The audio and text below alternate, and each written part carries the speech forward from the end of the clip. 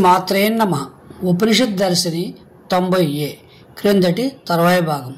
భృగువల్లి భార్గవి వారిని విద్య. తిరిగి తన తండ్రి దగ్గరికి పోయి తను గ్రహించినది చెబుతాడు.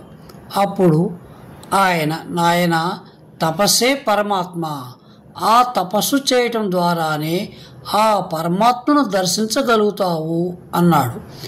తిరిగి భృగువు తపస్సులో నిమగ్నమవుతాడు.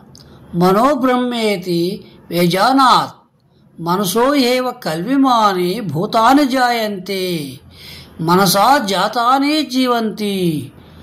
భృగువు తన తపస్సు ద్వారా మనసే పరమాత్మ, మనసు నుండే సమస్త భూతములు పుట్టి ఆ పుట్టిన జీవకోటి మొత్తం మనసు వల్లే జీవిస్తూ ఉంది.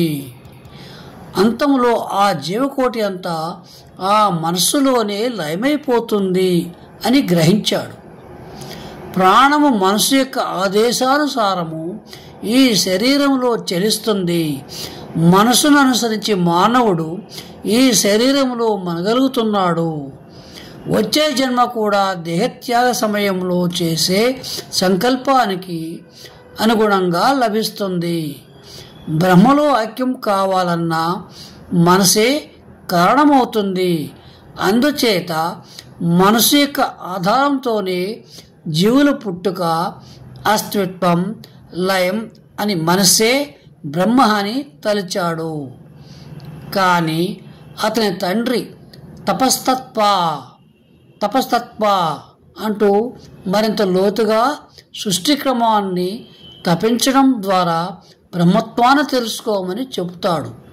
అప్పుడు బుద్ధి అంటే విజ్ఞానమే పరమాత్మ అని, ఆ విజ్ఞానం వల్లే సమస్త జీవుల ఆవిర్భావం జరిగి విజ్ఞానం వల్లనే జీవించి విజ్ఞానంలోనే కలిసిపోతున్నాయని తెలుసుకున్నాడు భృగువు.